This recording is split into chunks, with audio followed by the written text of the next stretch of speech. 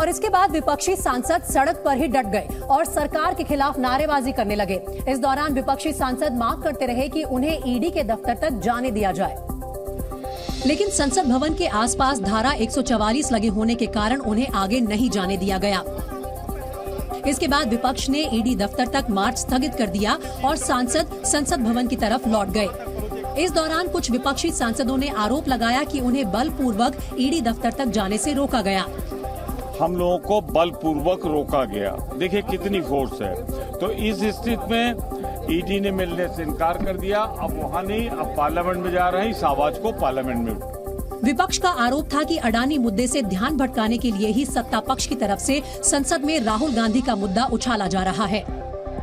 मार्च स्थगित होने के बाद जब विपक्षी सांसद संसद पहुंचे तो एक बार फिर दोनों सदनों में हंगामा होने लगा। इस बार सत्ता पक्ष की तरफ से भी जबरदस्त नारेबाजी की गई। सत्ता पक्ष के सांसद राहुल गांधी से माफी की मांग कर रहे थे। बीजेपी सदस्य देश का अपमान नहीं सहेगा हिंदुस्तान के नारे लगा रहे थे। इस दौरान लोकसभा में सत्ता पक्ष और विपक्ष आमने सामने दिखाई दिए। सत्ता पक्ष की तरफ से राहुल गांधी के बयान पर हंगामे के जवाब में विपक्षी सदस्य अडानी मुद्दे की जेपीसी से जांच कराने की मांग करने लगे।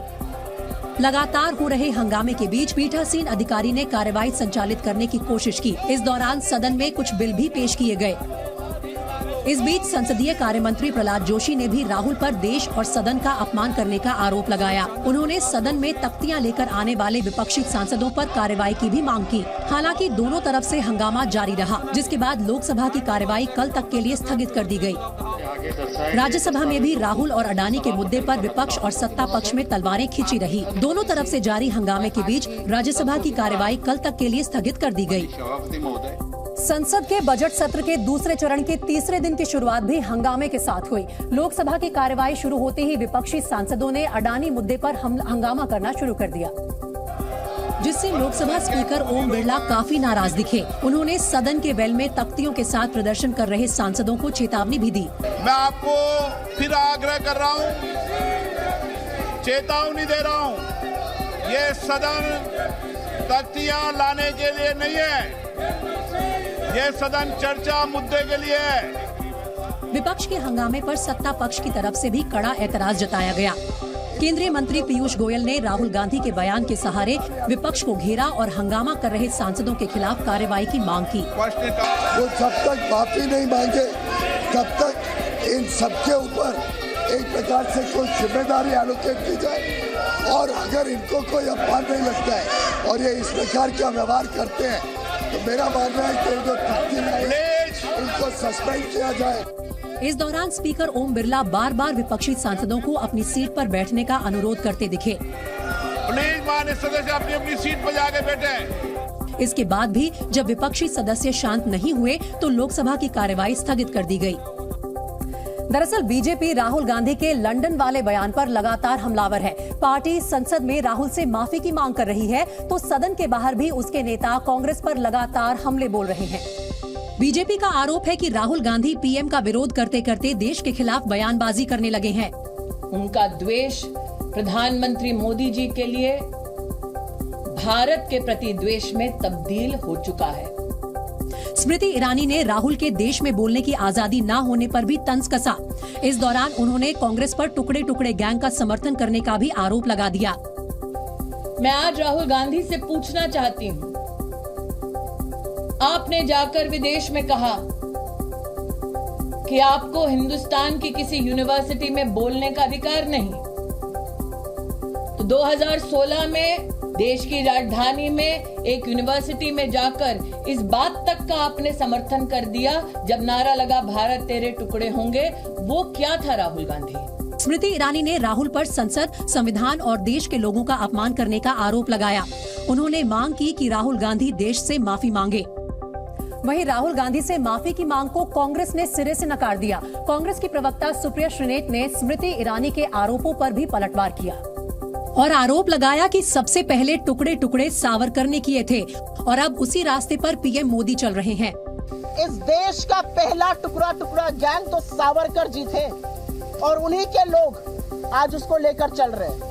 इस दौरान कांग्रेस ने ये भी आरोप लगाया कि अडानी मुद्दे पर चर्चा से बचने के लिए बीजेपी राहुल गांधी का मुद्दा उछाल रही है। भारतीय जनता पार्टी सदन इसलिए नहीं चलने दे रही है कि हमारी विपक्ष की नोटिस है कि अडानी पे चर्चा करो और मजबूरी है भाजपा, अपने मालिक को बचाना जरूरी है और उस मालिक का नाम है अडानी। मुंबई में एक से बढ़कर एक आलीशान फ्लैट की महंगी डील के बारे में आपने सुना होगा। इसी तरह का एक और मामला सामने आया है जिसमें मुंबई में 252 करोड़ रुपए में एक ट्रिप्लेक्स फ्लैट बिका है जो दक्षिण मुंबई के बालकेश्वर इलाके की एक निर्माणाधीन इमारत में है जिसका एरिया 18,000 स्क्वायर फुट बताया गया। इस हिसाब से फ्लैट की कीमत प्रति स्क्वायर फुट 1,40,000 रुपए है। रियल एस्टेट के सूत्रों के मुताबिक ये डील उद्योगपति नीरज बजाज और मैक्रोटेक डेवलपर्स के बीच हुई जिसे भारत में हुई अब तक की सबसे महंगी डील माना गया। प्रॉपर्टी मार्केट के जानकारों का मानना है कि मुंबई में मार्च अंत तक लग्जरी फ्लैट खरीदने वालों की होड़ लगी है क्योंकि अप्रैल महीने से कैपिटल गेन को सेक्शन 54 के तहत इन्वेस्ट करना होगा जिसकी लिमिट 0 से लेकर 10 करोड़ तक है और इसके ऊपर की रकम पर अपने आप टैक्स लगेगा। वहीं नौकरी के बदले जमीन घोटाला मामले में पूर्व रेल मंत्री लालू प्रसाद यादव आज पत्नी राबड़ी देवी और बेटी मीसा भारती के साथ दिल्ली में राउज एवेन्यू कोर्ट में पेश हुए। इस दौरान लालू यादव व्हील चेयर पर चुपचाप बैठे हुए थे। हालांकि पत्नी राबड़ी देवी लगातार एक्टिव दिखी। लालू या राबड़ी ने मीडिया के किसी भी सवाल का जवाब नहीं दिया। कोर्ट ने लालू, राबड़ी और मीसा भारती को राहत देते हुए 50,000 रुपए के निजी मुचलके पर जमानत दे दी। सीबीआई ने जमानत का विरोध नहीं किया। जमानत मिलने के बाद आरजेडी समर्थकों ने दिल्ली में मीसा भारती के घर के बाहर मिठाइयां बांटकर जश्न मनाया। राउज एवेन्यू कोर्ट में मामले की अगली सुनवाई 29 मार्च को होगी। आरोप है कि साल 2004 से 2009 के बीच रेल मंत्री रहते हुए लालू प्रसाद ने रेलवे भर्ती में उम्मीदवारों को नौकरी देने के बदले उनकी जमीन सस्ते दामों पर खरीदी। वहीं लालू यादव के खिलाफ सीबीआई की जांच को लेकर भी सियासी घमासान छिड़ा हुआ है। बिहार में बीजेपी के प्रदेश अध्यक्ष संजय जायसवाल ने एक चौंकाने वाला खुलासा किया। उनके मुताबिक लालू यादव और उनके परिवार पर आज जो कार्रवाई हो रही है उसके दस्तावेज लल्लन सिंह ने ही मनमोहन सिंह सरकार के वक्त दिए थे। लल्लन सिंह अभी आरजेडी के राष्ट्रीय अध्यक्ष हैं। सबसे आसान सलूशन जो है वो तो ललन सिंह के पास है। ललन सिंह खुद राउज एवेन्यू चले सरकारी गवाह बन गए कि मैंने जितने भी कागज मनमोहन सिंह को दिए थे सारे गलत थे, झूठे थे। मैंने साजिश करके यह पूरे लालू परिवार को इन लोगों को भेजा था। बीजेपी सांसद सुशील कुमार मोदी ने भी लालू परिवार पर निशाना साधा। वहीं विपक्ष ने लालू परिवार के खिलाफ कार्रवाई को बीजेपी की सियासी चाल बताया। आप इन्वेस्टिगेशन करिए पर सवाल आपसे जरूर पूछे जाएंगे कि ऐसा क्यों है कि 5 साल ठंडे बक्से में जाता है फिर से वापस मुद्दा निकल कर आता है जैसे आप उनकी सरकार बनती है। तो ये सिलेक्टिव टारगेटिंग ऑफ ऑपोजिशन का एक और उदाहरण है। जी न्यूज़।